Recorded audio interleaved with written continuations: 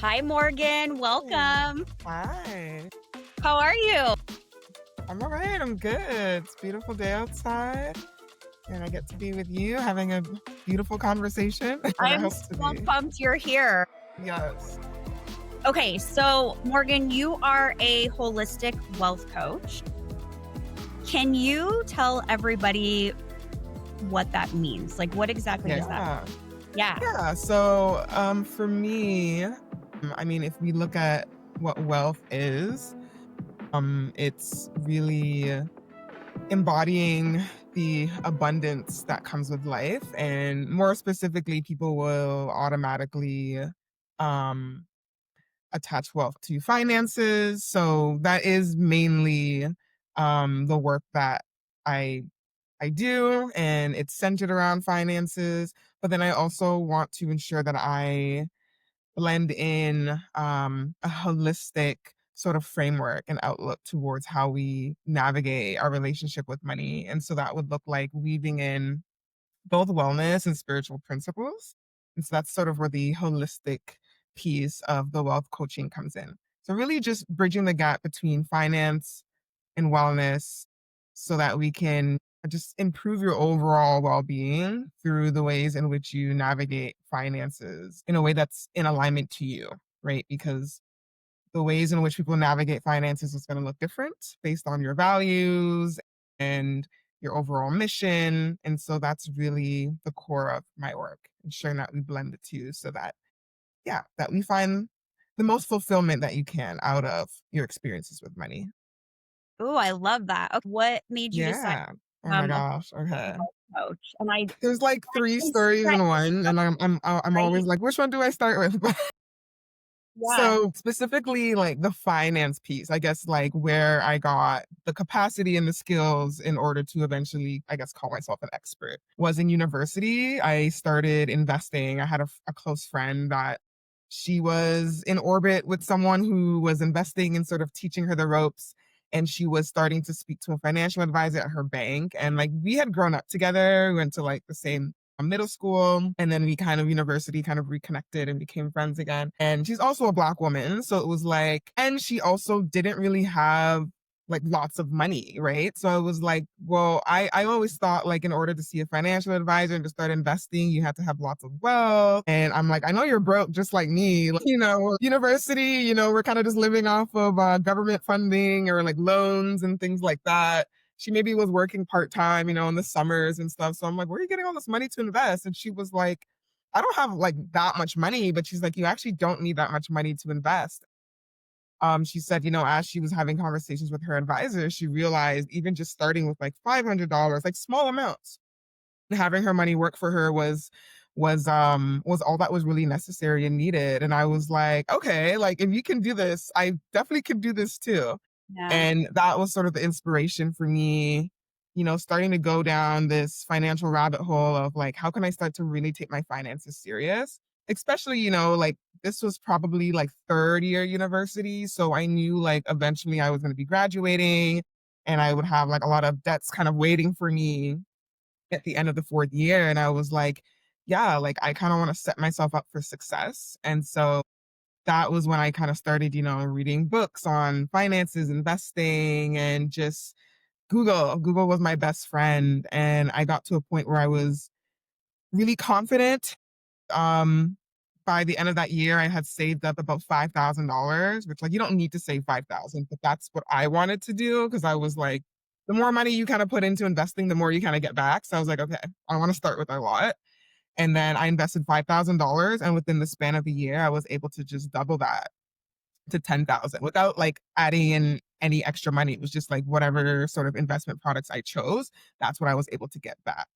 And so that totally shifted my mindset around like money and what I was capable of and wealth, like having money compound over time and have it work for you. And yeah, within, I guess, like the span of 3 years after that, I had graduated, got my first job, and I started to work on other financial goals and feats. I always say like I kind of started backwards because usually you're supposed to like, start saving first. And then once you kind of build up this emergency fund, then you kind of start investing. But I had started investing first and I still had all this debt. So it was like, okay, I also want to start paying off my debts and like building up an emergency fund.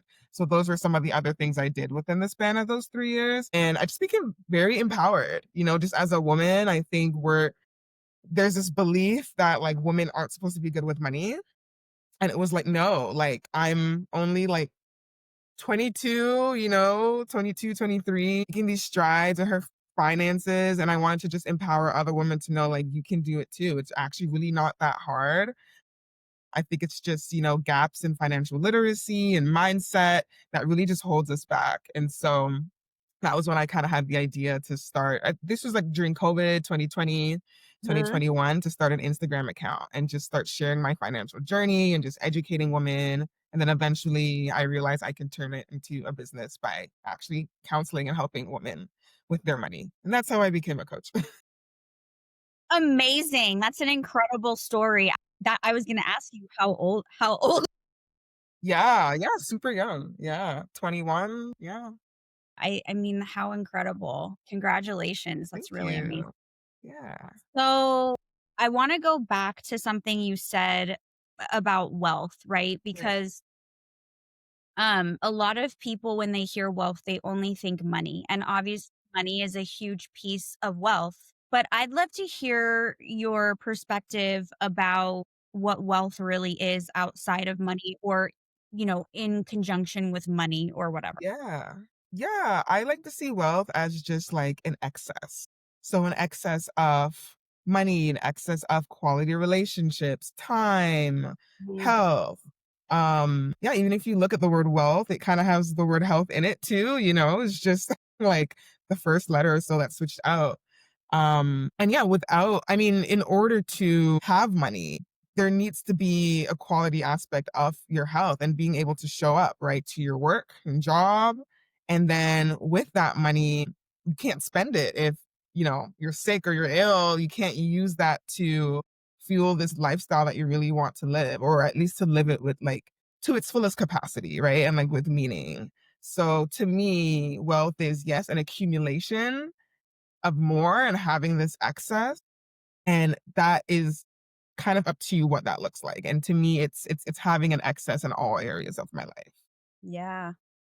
Yeah. And I think too, something that I'm learning and or have experienced is that all of those feed into one another. I mean, you can have an excess of money, but if you have an Right. excess of money and you're hustling 24/7, you're not Burned enjoying, out. you're in scarcity even though you have Yes, lots of money, exactly. like, you're not really in wealth. Like, yeah, okay, you have an No, excess of you money, can't enjoy it. Yeah. and that was me for a long time in my I know. life. Yes, all of us. We've all been there. Yeah. Yeah. So, can we talk a little bit about some of the misconceptions around Oh, like wealth and money that maybe keep certain people stuck in their life, not actually creating wealth? right. Yeah, I think humans naturally we just overcomplicate things. I think for me, what I've seen is the biggest gap is usually financial literacy. At least that's what it was for me, right? Financial literacy and mindset. So, a part of my story, like I said, was I had this misconception that to be wealthy, you kind of already had to be born into wealth. Like it was something that was kind of just handed to you, given to you. And then you kind of continue to build wealth from that. And actually realizing that a lot of the billionaires that we see today, the millionaires that we see today, a lot of them actually didn't come from wealth, right? Like if you look at Bill Gates or Elon Musk, a lot of these people actually just grew up in like middle income families, So I think that kind of can be a motivation to everyday people to show you that yes, like even if you maybe didn't come from the best beginnings, like it doesn't mean that it's not possible for you, right? And you can turn your story around, but it's like what's the story that we're telling ourselves around money?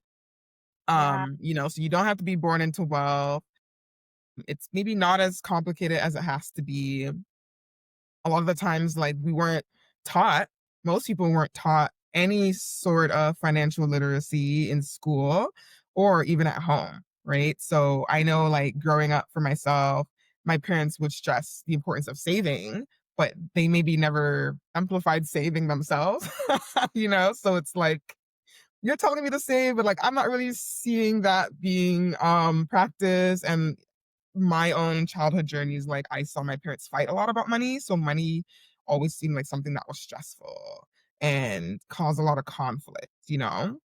And I think Mhm. it's kind of good that I kind of witnessed that because I think that's why I sort of didn't want that for myself. It was like, whoa, like I don't want money to be a source of conflict when I get older, you know? Versus some people may have seen that and been like, oh, well, that's just how it is. Like money is going to cause conflict and like that's what I'm expecting or like looking for. Yeah. And so I think once I was able to shift my mindset, seeing someone in my orbit, like my friend who looks like me, similar background, upbringing, being able to do it, it was sort of like, okay, like it gave me the courage to also do it as well and to kind of get curious. And then it was having to do the work of actually understanding like what money is. Everything between like the system, like how did capitalism come to be today, you know, the systems in which we have to sort of navigate and also like yeah, what is money and also realizing money is a man-made concept um you know to what is that, what is a credit score, why do these things exist within this system, how do you start investing if you want to. And so I started reading a lot of books. My first book that I ever read was Rich Dad Poor Dad by Robert Kiyosaki. And I always say like that's a great book to start with when it comes to like entrepreneurship and mindset, because pretty much the basis of his book is that he has two fathers. His real father, biological father, was like the poor father. And he has like this mentor that he also kind of sees as a father who's like rich and wealthy. And so he learns, you know, the difference between the two, like why one was able to be wealthy and why the other wasn't, purely because of mindset. Um, but yeah, as I started to read books and just slowly, you know, educated myself on stock, you know, the stock market, real estate, different types of investments. That's what eventually gave me the courage to eventually start doing it for myself, you know. And it wasn't like an overnight thing. I think sometimes when I talk, it sounds like, yeah, in like 3 months, like I just started investing and bam, all these results. But like it did take some time, you know. It really did take some time. Mhm. Can we talk about like the stress of learning these things?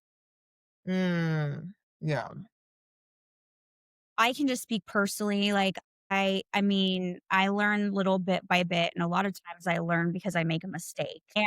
You know what I mean? Like, that's I mean, it's just the truth, and I do have people in my life now at this point who I pay to help me learn some of these things, but even right. s kind of a steep learning curve between that and being a wife, mom, Yeah, business owner, do like, you only have so much time, right? time, I think so my husband grew up in a home where money was stressful. Everybody worked all the time, including the right, weekend, but there was like no pleasure. Like there was no like ROI in regards to like pleasure, right. you know, fun things or family trips, or it was very much a like we have to work all the time and then we have to kind of like hoard it or Toward it, save right, it or whatever. It was very scarcity. right.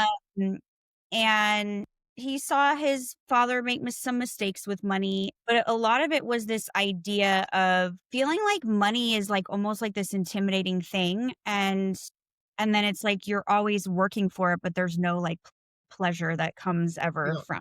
see any benefit from it. Yeah. Something that's interesting is that he feels very and he's working through this, but Okay.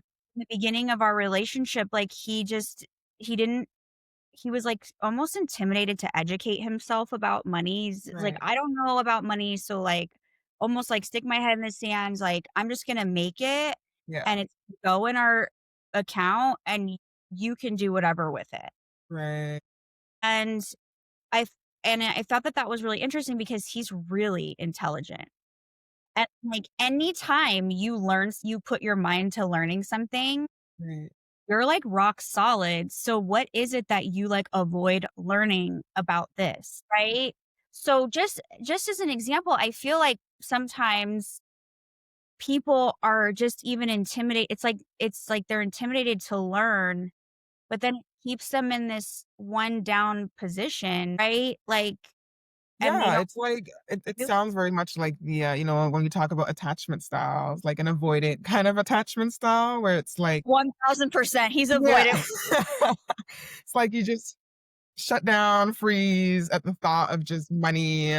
Like money holds so much weight. It's like I would say it's like the driving force of like almost every decision we have to make. And that can feel very heavy and overwhelming, especially if, like you said, you feel like you're constantly putting out in order to receive money, but then you don't really get to have fun with it and really enjoy it. It's almost like just an ends to a mean. Like I just have to make money because that's just what I have to do. Like I was just born into the system.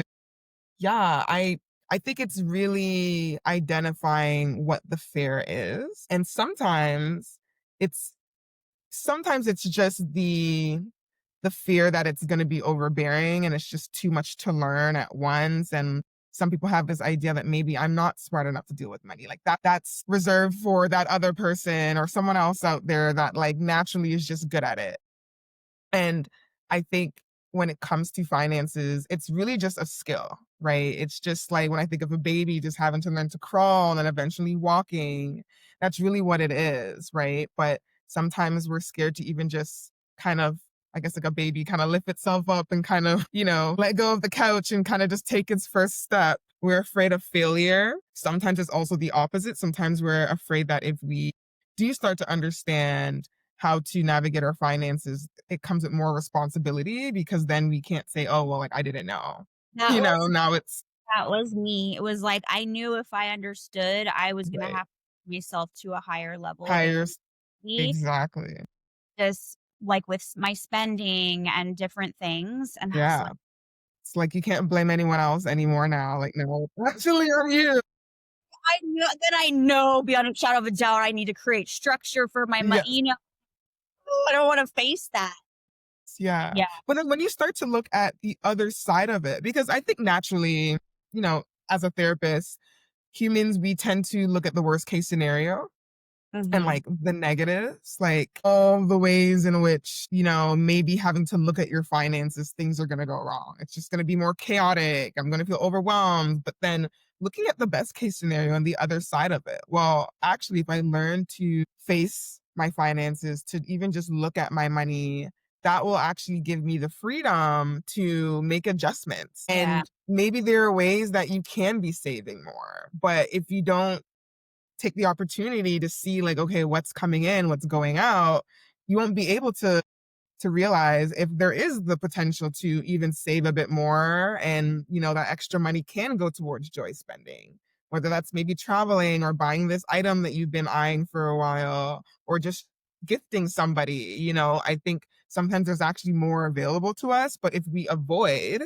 and we get into this habit and pattern of avoiding, we miss out on the necessary information that create these subtle shifts and actually get us to where we want to be. Like looking at your finances is really just information. Even the feelings that you have, your feelings aren't a fact. It's just a feeling. It doesn't tell the whole story. Yeah. Right. And so I think just if someone is feeling this way and it's like, how do I start? Like, I don't think I'm good with money. It's going to be overwhelming. I'm kind of scared. The first thing I would do is actually just learn how to feel safe within your body and noticing when these uncomfortable emotions come up because a lot of people don't even know how to label these emotions. We're kind of just running on autopilot. And I think the first thing to do is like just name how you feel. And when you figure out like how you feel, is it anxious? Is it fearful, frustration? Start to unravel that and figure out like where why do I feel this way? Like what's the story behind this? And is that story even mine? Right? Because just like you said with your husband, like maybe he feels a certain way based on his experiences witnessing his parents and how they dealt with money. And thinking that, well, if this is how they dealt with it, this was their experience, that's probably going to be my experience too. But learning to kind of separate other people's stories from your own and knowing that you can rewrite your own just because, at one point I wasn't great with money. I didn't think I would be the woman that I am today teaching other people. And you just get to a point where that was actually something I wanted to add to when you were asking me like how I kind of got to where I am today, prior to even starting to have those conversations with my friend about money, I actually went on like I would say like a year or two before, I had this grand spiritual awakening where I started to really work on myself. I had left this like toxic sort of ship. It was my Mhm. first time that I had ever kind of like been in love or had dated anybody. And yeah, he was like 10 years my senior. It was just like really toxic dynamic I got myself in. And coming out of that, I was like, never again. I thought I had love for myself. I thought, I knew what self worth was. And I was like, how could I have possibly allowed someone to treat me this way? And I was like, no, I want to set better standards for myself. Like in everything, relationships, money, my health, like I'm going to put myself first. So sometimes you need these like drastic situations to happen in order for you to be like, no, never again. You know, Yeah. I'm not accepting this. And it was then where I started to really take my health seriously and like mental health. So I started going to the gym for the first time. I joined this yoga class, and that's when I started to get introduced to like, meditation and breath work. And part of that eventually journaling and even changing my diet. I was like a heavy meat eater, and I started to get like really bad acid reflux in university. And I noticed that like when I slowly started to cut back meat and cheese and dairy, like my symptoms went away within like the span of weeks. And it started to make me realize that like I had agency over my story and my situation. And I think because I was already in that mindset and mind frame of like, I can really do anything I put my mind to, when my friends started to have those conversations with me about money and investing, it was a bit easier for me to say, yeah, okay, like let's just get curious and explore and just start having more conversations and start listening to podcasts and just reading books and just gathering information. And to answer your question, long story short, I think um that's maybe all that it is. I think it's just maybe gathering information. You don't have to do anything with it. Like it may feel overwhelming, but realizing like you don't have to start anything right away. It's really just gathering information. And when you Mhm. feel like you have enough information to start, then you can start. But I think it's just getting comfortable with understanding like, yeah, how do I shift my mindset around money? Who can I talk to about this? Who's a good role model for me, an example of building wealth and having a healthy relationship with money and, you know, credit scores, debt, savings. The information's out there. Just seek it, listen, and start there. I love that. So, one of the things that you were talking about just now that prompted another question is this idea of you figuring out that you had agency. Right. And I think that that can sometimes be like a trigger or a pain point or, for many things in life. Mhm. We'll talk about obviously like money and wealth building. We live in a capitalistic society. We live in a country where it's incredible, has some incredible benefits to be living here, but also it can feel very much like there's only a certain group of people who get to be ahead financially. And I'd love to hear your perspective about like agency. Right. I'm a firm believer, and I know I say this as a white woman with a lot of privilege.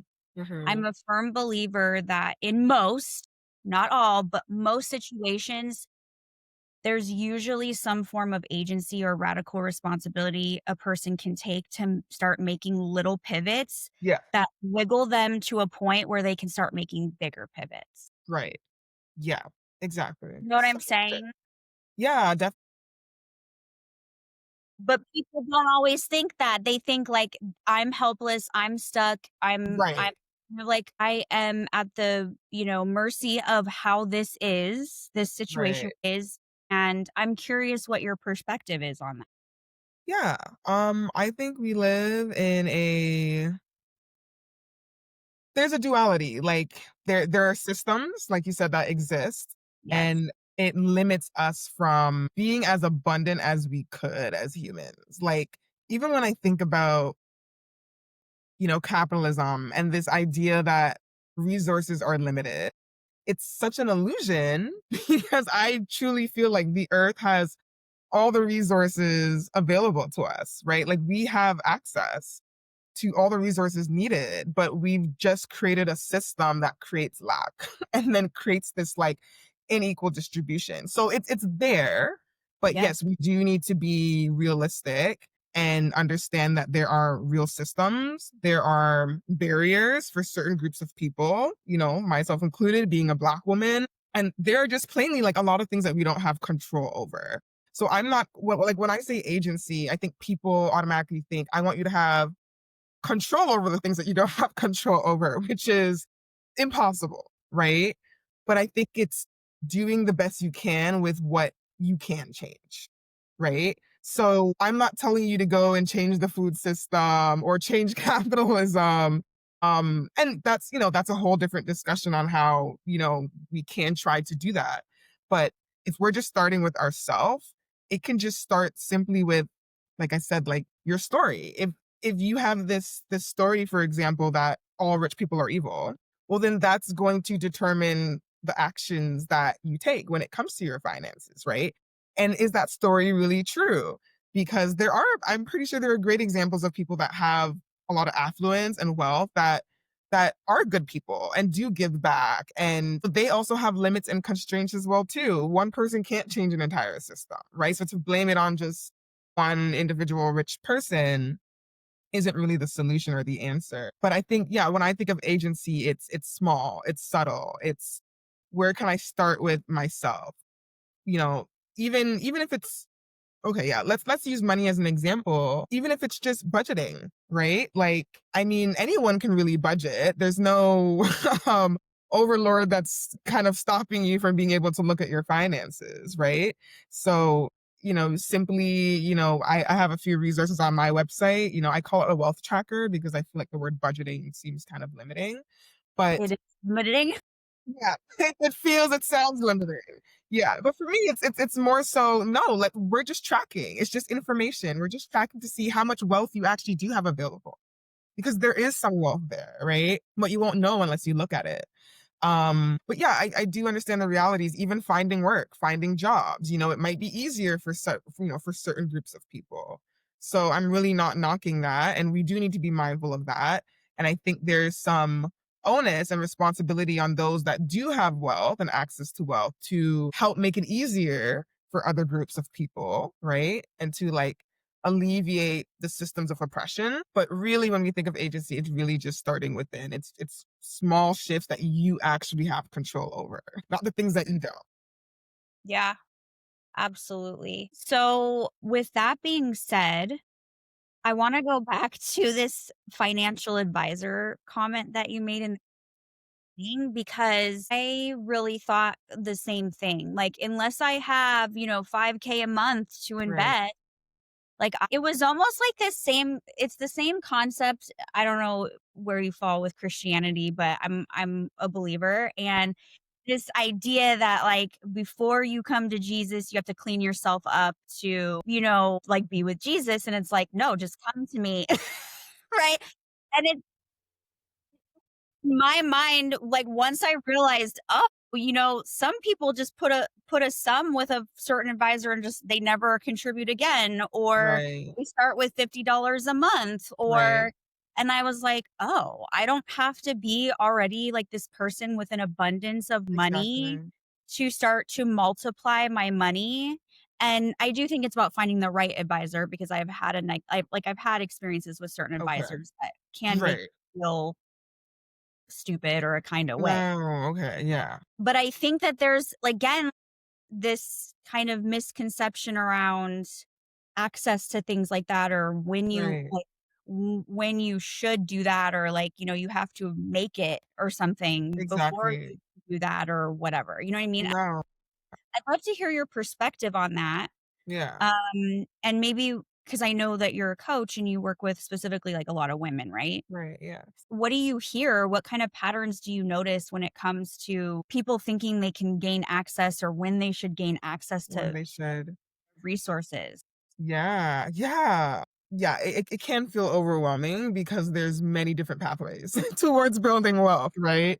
There's Totally. no one way. And I think it's just, I think that's why a lot of the work that I do with my clients is first getting clear on like, what does money mean to you? What are your values? Yeah. And ensuring we get really clear on that before I figure out like what's the best pathway. So like specifically when it comes to investing, most people, the traditional way would be to go, find a financial advisor to help manage your finances for you. But now that's sort of shifted with, the rise in AI and all these digital platforms and apps. Now we have something called robo advisors. So it's investment platforms and apps that sometimes come with financial advisors attached to it. Like, you can contact a financial advisor through it, but it's all like remote and digital, and really, it just takes into question like what your goals are.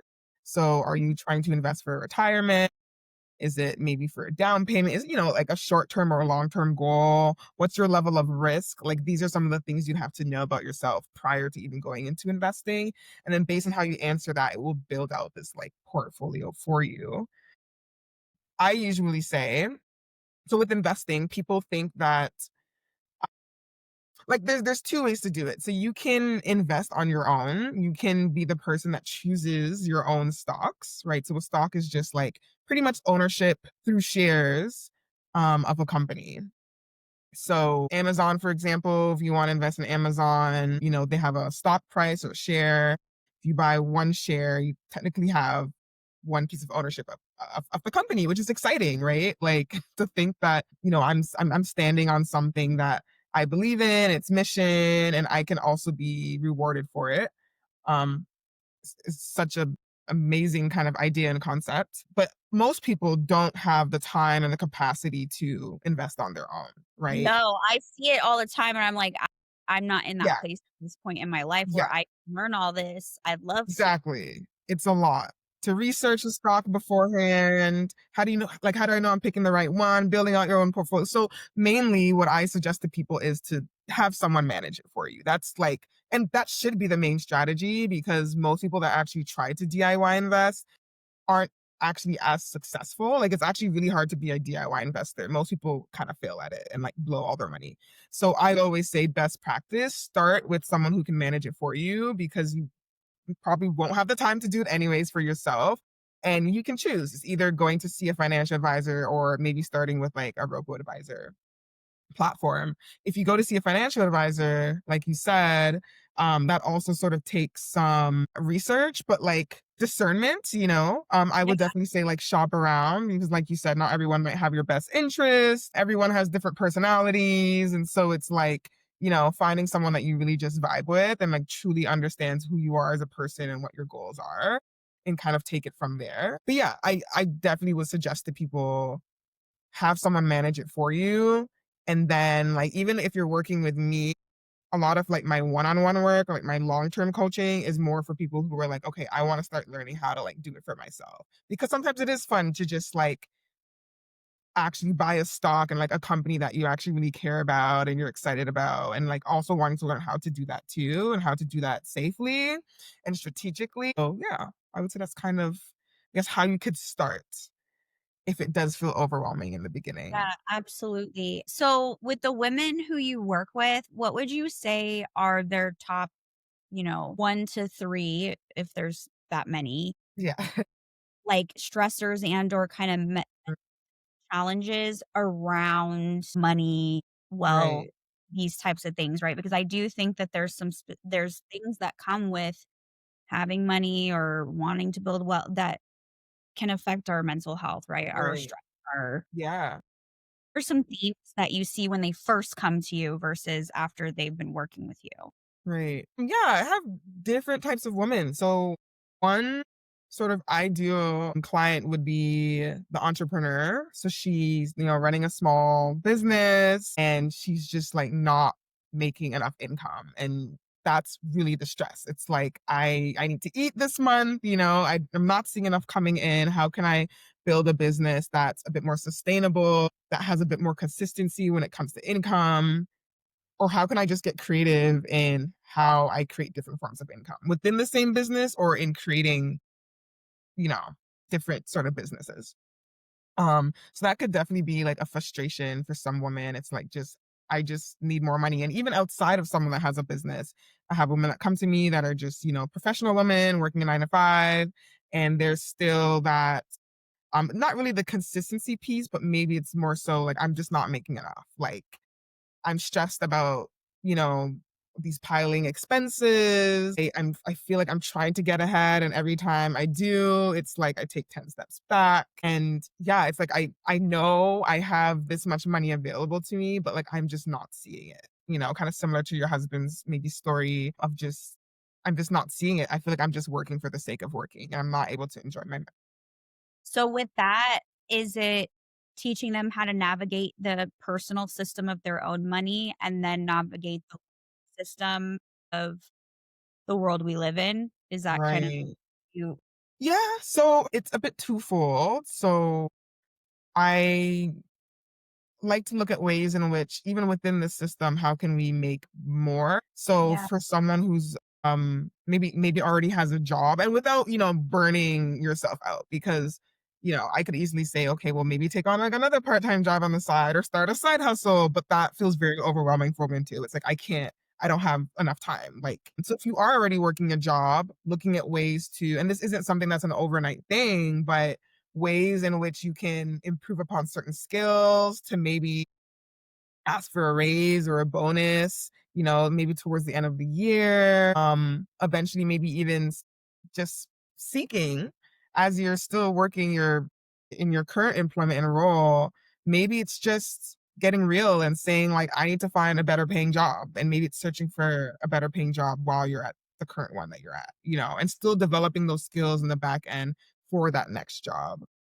And then someone who maybe, has a business, like I said, just getting creative and like how we can grow your income. So I've had women that had that, or maybe also coaches. And sometimes it's simply just doubling their rates, maybe they're charging too low, and simply by doubling their rates, like I just made twice as much for the month than I normally did before. And obviously that kind of takes some mindset work there too, and believing that they could charge more, and it always comes back to mindset. But yeah, like the money is there. And I think this is where that like abundance mindset kind of kicks in, and realizing that like there are so many opportunities around us, but sometimes we don't have the right people to like reflect that to us. It's sort of like a blind spot. And especially like in this kind of society, we're taught just one way to like kind of navigate life and make money. So it's like go to school, and go to school for like a job that's going to make you a lot of money. One, like you're only allowed to be a doctor or a lawyer, for some cultures and some families. And then, graduate, get a job, buy your house, retire at 65, and that's it. And it's just like this very linear way. And so I think a lot of people, when they think about how do I make money, it's within that linear model and framework. Um, but also another way to, address maybe people that are like, I don't have enough money. How do I make more? Like, what do I do? I also say minimizing your expenses. And some people don't like this answer because this is where, it starts to feel very like compromising and sacrificial. But a lot of the times we're actually spending on things that we don't need to spend our money on. We're spending our money on things because maybe we're trying to live a certain highlight reel, we have certain influences around us. So I always like to give this example of like when I was younger, knowing what I know now, I could have saved so much money like in high school. Even when I got my first job at like Tim Hortons, at the end of the year, my dad's an accountant. We would look to see like how much money I made. And I would make like 20 grand for the year, like as a 16, 17-year-old. And I'm just like, Andrea, like, where did all that money go? 20 grand. It's about my own money. I totally feel what you're saying. Yeah, like I'm living at home. I don't have, to pay no mortgage. I have no responsibilities. And it's like I spent all that money on makeup, food. Like, and if I was just more responsible with it, if I realized like I could have actually saved even half of that. I'm not saying I have to save all of it, but even half of that and invested that, maybe by the time I had graduated university, I would have had like all my tuition paid. Yeah. I would like reverse engineer it, but I just didn't know better. And so that's also why I just say sometimes it's just the financial literacy piece. Like we just don't know. And so we're not Yeah. able to make better decisions. but getting really clear on like your spending.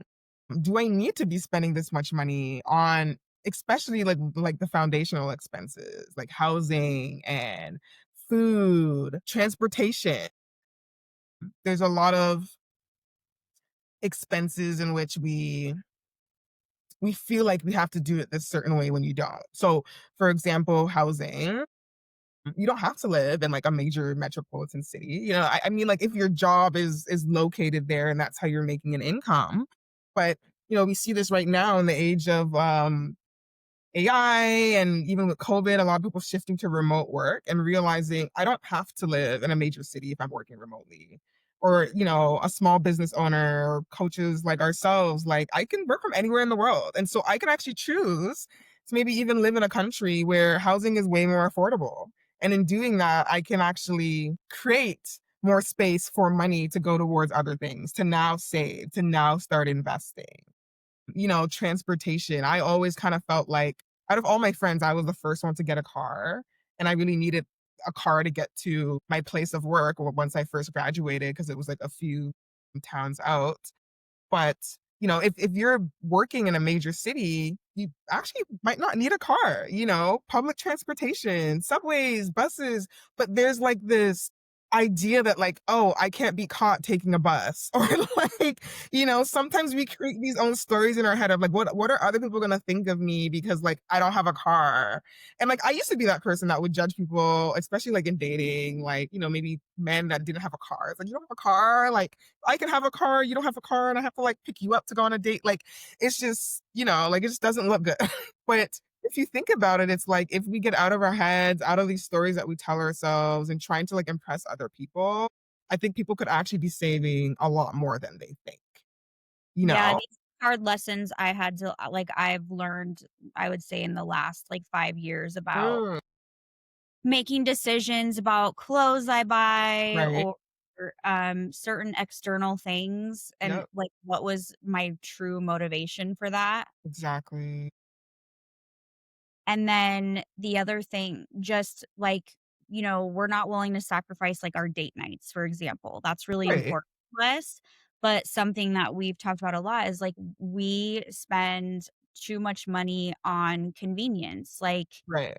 takeout or Take out. whatever. We had a work day, and it's like, Yeah. if we just are more disciplined and food prep, which is also just better for you. Exactly. You know what I mean? So something that we've done is we food prep and we make double and then we freeze Right. so that, if it needs to be fast or it needs to be extra tasty, like my daughter the other day is like, "Do we have some of that potato cheesy stuff?" She's talking about ham and scalloped potatoes, and I'm like, "Yeah, Right. I have it frozen." Yeah. So, you know what I mean? It's like there's little things you can do to cut out expenses that, like, Expenses. Yeah. pile up Right. without fully compromising The other things things that that are are important. important to you, right? Right. Yeah. And Yeah. I I'm think that so big on that. yeah, Yeah. and I had to learn that because for a long time I felt like, "Dang, I work my ass off, and I don't wanna restrict myself at all." Like, I work too hard, right? And then it's like, "Yeah, but I'm working so hard," and then it's like, I don't, future finances to show for it. It's like I Right. in the right now so much, right? Right. And Yeah. yeah, It really is a balance and like constantly kind of checking in with yourself, which is also totally. why not even budgeting itself, but just I like to call them kind of like money dates, like just setting periodic moments to just check in with how you're spending, what you want to be spending more on, and kind of just readjusting. Because like our goals, our values are always shifting, right? And what's important to you today might not be important to you tomorrow. And for me, I think it's all about feeling good. Like I don't want anyone to restrict themselves in areas that they don't want to restrict themselves. Like it shouldn't even feel like you're restricting yourself, right? It should really just feel more like a shift. It's just a shift.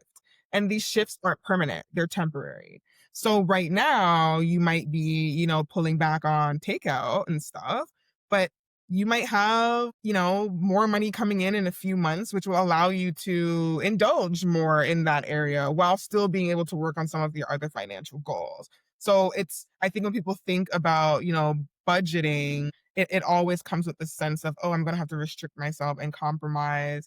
But sometimes that compromise gets you further, and the compromise can still feel good once you know that like it's temporary, it's not forever. And if you don't want to compromise, like I had a call with a lady the other day and she's really stretched thin, like just has a lot of debt coming out of like this like toxic relationship, and I could see that she could save a lot more money if she maybe shifted where she was living or how she was living. And she was like, yeah, but like I just don't want to compromise on that. Like I don't want to get a roommate, I don't want to live outside of the city. Like, her gym membership was maybe like $100 a month or something like that. She's like, no, I love the gym. Like that's, I was like trying to find so many areas like, okay, could we like maybe make a little shifts here? And she was like, no, I don't want to. And that's okay. That's totally okay. You should have to. But if that's the situation, then the only other thing that we can look at is just making more money. Like, so it's either or. It's either you find ways to make more money if you don't want to compromise, or you compromise and not seeing compromise as a negative thing, but just a short-term shift in order to fulfill long-term gratification, right? And I think a lot of us we're really bent on instant gratification. We want things now. Now, now, now. We want to indulge in things now. And it's like it doesn't mean that you can never ever indulge in something again. It's just, pulling back on that needing to indulge now for being able to indulge later. And yeah, and if you do that in a very strategic way, um, you might never have to compromise in the future again if you do it right to begin with. You know what I mean? Because like if you start to bring in saving and investing, now you're getting to a point where your money's working for you, and like you won't really have to worry about it. It's different from someone starting at $0, and having to like having Right. that risk of having to fall back into debt or going into their savings. Once you get to a certain point, it's like, yeah, I can indulge in a lot more things now without any regret or level of risk of falling back.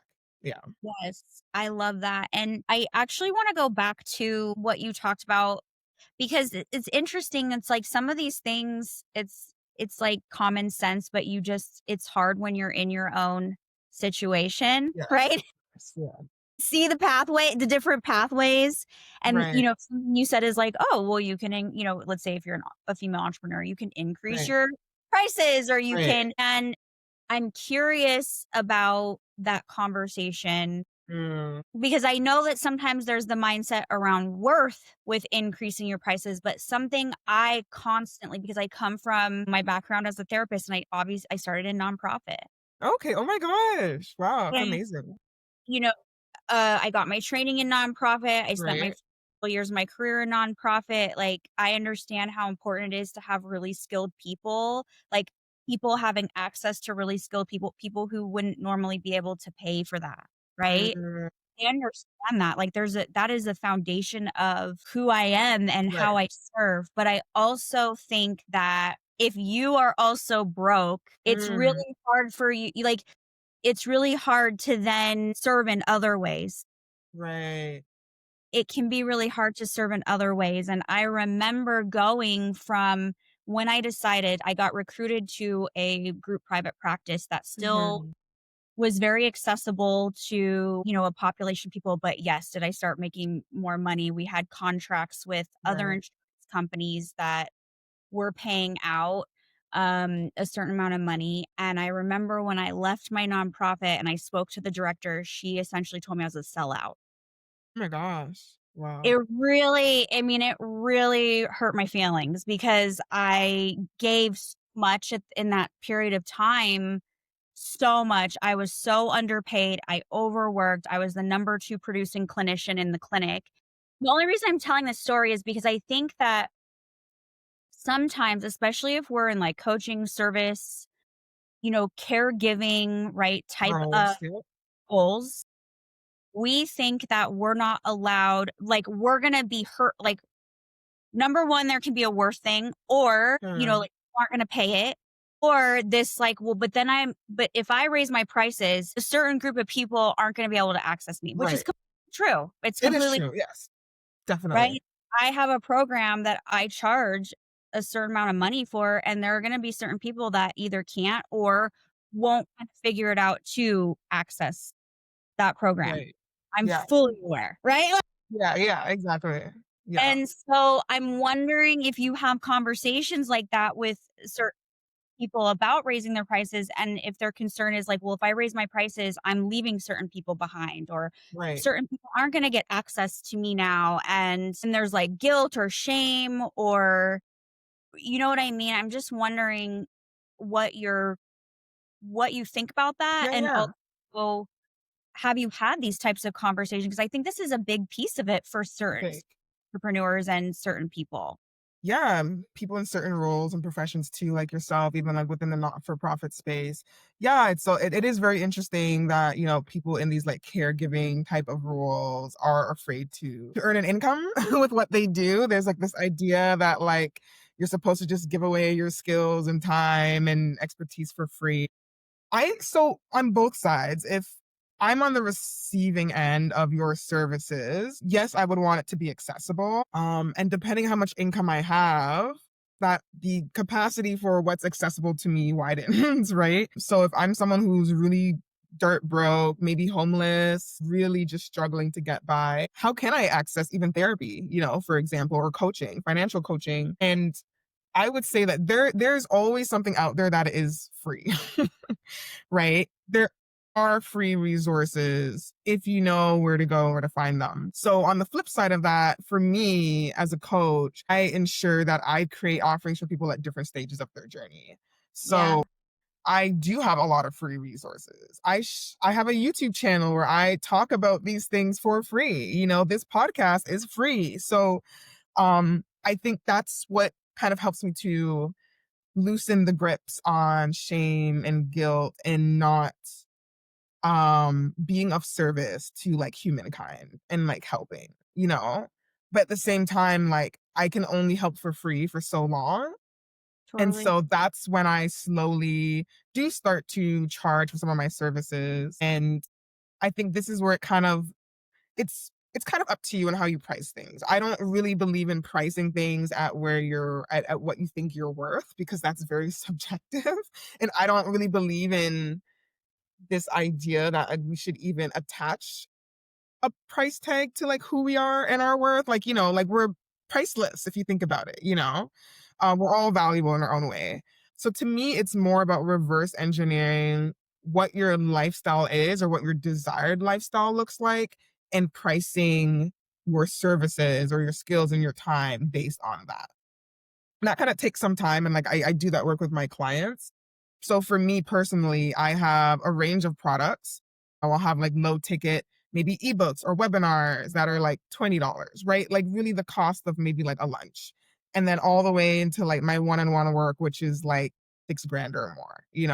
And this is, I also know that it is reasonable because people that are working with me one on one are probably have an income within a certain bracket, are really in a place where they are ready to invest, and so should have, a certain amount of money ready to go. But I don't feel like I'm pricing anyone out because I really create offerings for people at different stages. And there's always ways to make things accessible. So for example, sometimes I'll offer like one-off scholarships, right? For people who really are in need, but like really want to get to this certain point in their wealth building journey or stage. Sliding scale, I've seen that in the entrepreneurship space for quite some time, where it's like, okay, let's be honest. Oh, I really want to price this workshop at $100, but if you are really struggling, $25, or maybe it's on a donation type basis. So there are different pricing structures that exist that don't have to be the like capitalist fixed way of like this is the price and that's it. Yeah, And there's no wiggle room. there a really great example is somebody called Manifestation Babe. She's a manifestation coach, Right. and she has this very signature program that is like, $2,222. First of all, she has incredible payment plan options, which is what Right. I That did, too. because I didn't have just that much money laying around that I felt like I could Right. just do that. So I did her payment plan, and her program changed my life. But Right. she also, every round that she launches this, she gives away like 6 scholarships. Nice. Exactly. So it was really cool to see that, right? Because she does want to provide to people. Exactly. And I think that, this idea that you can't charge the value of what you're offering or what the ROI of the experience, whatever it is, however you choose to Right. that you're not able to do that. I don't really, like you said, believe that. Like, you just gave a ton of different ways Right. that people can, you know, charge whatever they consider the value is and then still serve other people. When I was at the peak of my career as a therapist, Mhm. running private practice, I made really good money, and I charged what I felt was the value of the service I was providing. However, I also gave away a certain amount of spots to people via my church for free therapy, Right. right? But I wouldn't have been able to do that if I was charging the minimum and I was, like, barely really Making getting it. by. You know what I'm saying? And so I think sometimes it's like perspective, like a perspective shift Yeah, definitely. around these things, you know what I mean? For sure. Yeah, and then I mean, even to add to this conversation, AI. I think even when you think of therapy, that is definitely going to shift even some of our jobs and roles because as a coach, I mean, AI is mainly free and you can ask it the same questions that you would ask me at no cost, right? I mean, still people will argue like I still want that human approach and touch and having that conversation and as well, but I is amazing. I use it for my business, but there's still some things right. that I'm like, okay, that like Still this can't requires like a human conversation or exactly. Yeah. whatever. But yes, I agree. Like, there's so much I plug into AI that Right. I'm like, I don't need this person or this person or this. Anymore. Yeah. Yeah. It's great. Like I at one point was working for this email marketing agency. So I had kind of taken a bit of a break from coaching in like 2022. And I went into marketing and I ended up kind of getting laid off from this job. And I didn't believe that the severance package that they gave me was adequate enough. It was like remote and like the time to find another remote job. Like it would take me some time, and so I just felt like I needed a bit more of a, severance package to hold me until finding the next thing. I actually ended up using ChatGPT to fight my case. I was thinking of getting a lawyer, because the way that they kind of, like, let me go wasn't just, Yeah. and I actually ended up using AI to help me fight that case, and I was able to fight for $9,000. And if I had hired a lawyer, the lawyer probably would have taken like 30% of that, like the fees and all of that. And that blew my mind because I'm like, AI, if AI could replace my lawyer, like what else can it replace? But I'm not even using it as an example to talk about job losses and things like that and what it could replace, but just the idea that it's like this free tool Yeah. that I was able to use in a way that actually brought more money into my life, you know? Yeah. I mean, I've used GPT. I've created my own GPT, like, essentially, like, Mhm, persona. mhm, And my team and I've one, technically 2, right, but one's my husband, he doesn't get paid. My employee, like, we use it to right. optimize what we're doing and shorten the time frame, like, to be Yep, more effective, which in the long efficient, yeah. term is like, creating more Saving more money, money. less money, and so there's Exactly. so many, and I know that sounds very advanced, but it's just like, yeah, it's a like, there's a free version of that you can use, and I think that this is kind of the whole point, is that, like, sometimes people think, like, there's nothing I can do, I'm just, You're like, right, stuck. It's like, no, you're not, right? And I get right, it, like, that's part of why I do this podcast. I was actually praying this morning and thinking a lot about things in my business, and made it very clear to me that as of right now, this podcast is not something to be monetized. okay, Like, yeah, mhm, I throw in a commercial, something I'm an right, affiliate, whatever, but, like, that this is a part of my service. Like, this is where I give away free knowledge, and I bring exactly, people on who can give free knowledge, and, like, this is my service. This is something that's accessible, like you said, to anybody. that yes, Now that's, like, how it's gonna stay, right? right, Until I get, you know word of something else, which I don't know, whatever. Exactly. But it's like, this is how you can serve because I was thinking about like, okay, I have low ticket offers, I have high ticket offers. My high ticket offers are not accessible to everybody. And they are certain type of woman in a certain space in her life way. So not everybody would even be able to handle what I'm teaching in that space. But I was like, how can I make sure that I'm always giving to people, right? That people have access to certain like to certain aspects of what I can provide.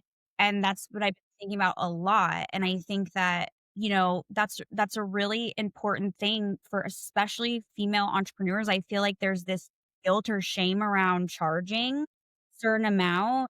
And I think that there's so many ways that you can live a lifestyle that works for you where you're still honoring that these other things that are like of value to you, right? Cool.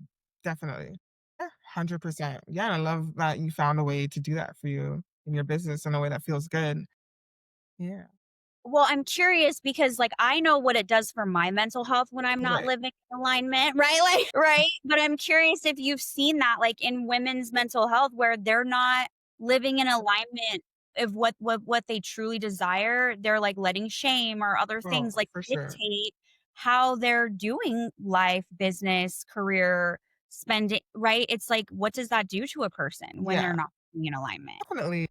Yeah, oh my gosh, definitely, you are going to be less fulfilled, less happy, mainly because you don't think that there's more available to you, or you are afraid what having more could bring.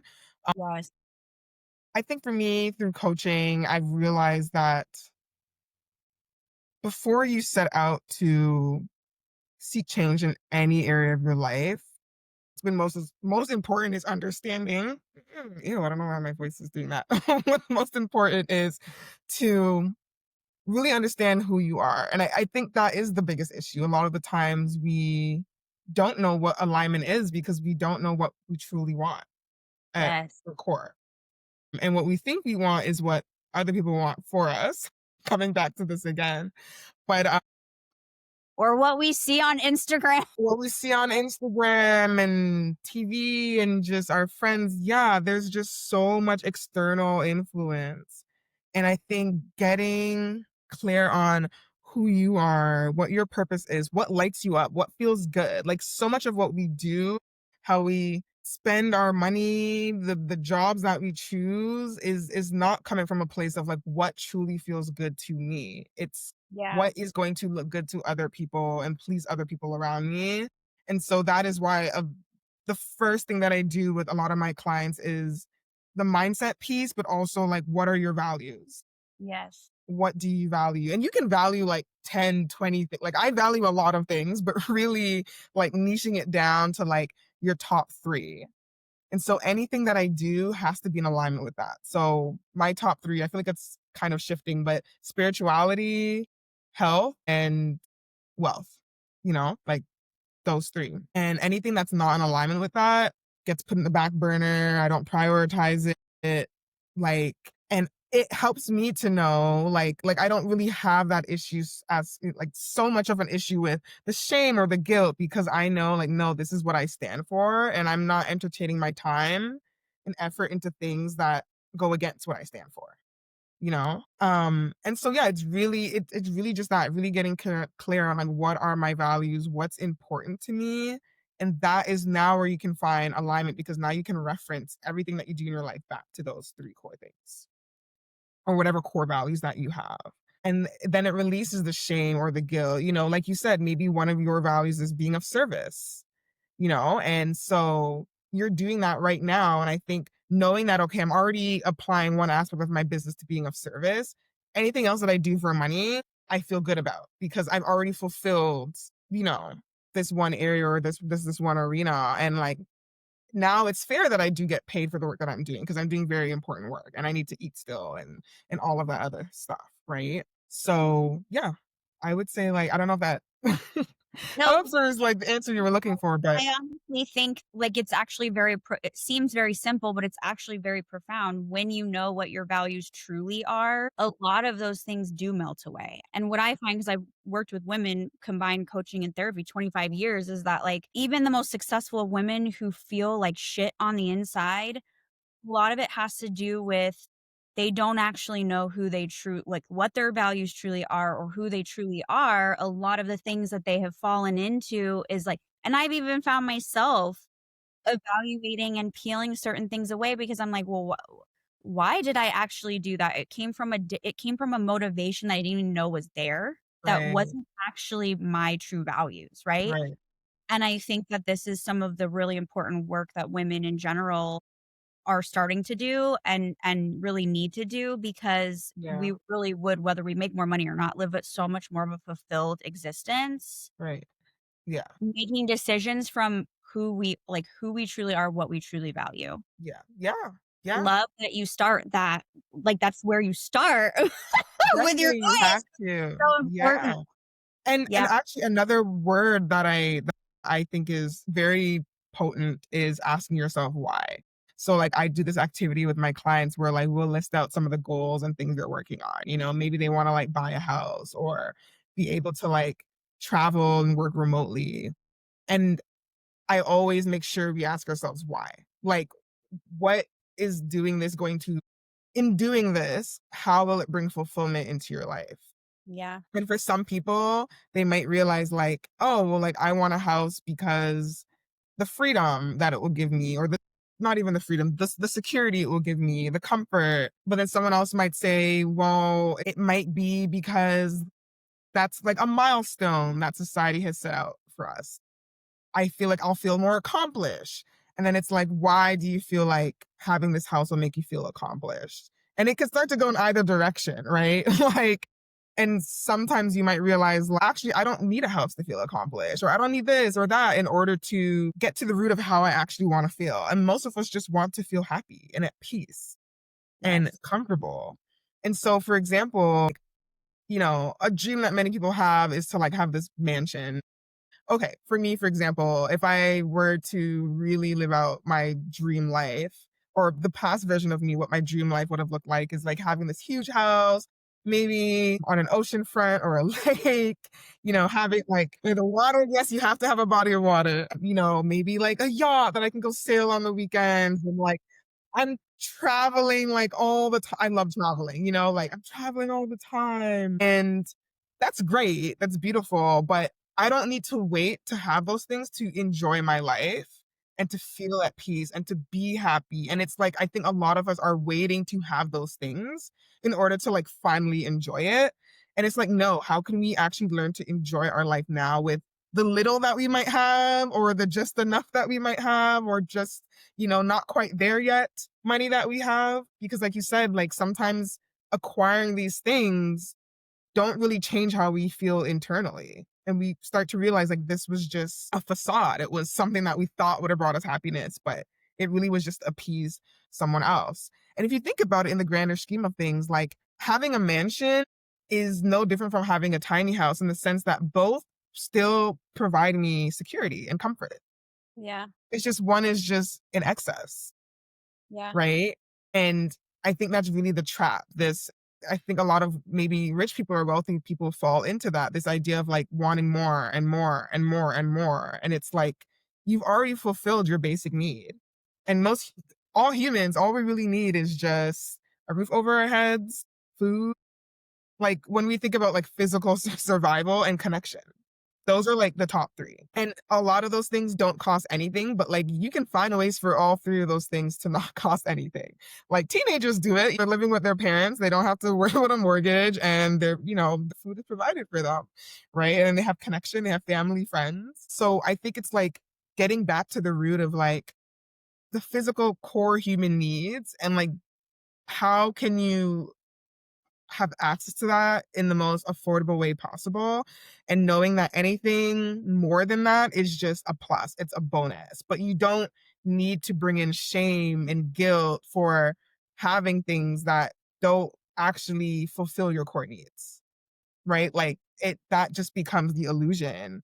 And then we create all these hard and difficult emotions that create mental distress and sometimes mental illnesses because we are thinking that we need to live our life a certain way when Yes. you don't necessarily need to. It really just really comes back to being at home with yourself, truly getting to know yourself, why you want things, and really getting clear. Like, is your why healthy? Is it a healthy why? Or is it wrapped up in someone else's illusion? Yeah. It's such a powerful thing, and it's completely free to do that for yourself. Like, I mean, that's something you can do for yourself that you don't even need anybody else, like, just asking yourself those questions and reflecting on. Exactly. Okay, I could talk to you for hours, but we've already gone long, and I wanna respect your time. So, tell us where we can find you. Like, where can people go follow you? What is your website? It's all gonna be linked in the show notes, but I always like to have people say it, right? Definitely, my website is just my name, Morgan Blackman. Just wanna make it really easy for people to find me. And my YouTube channel, that's mainly where I love to show up right now.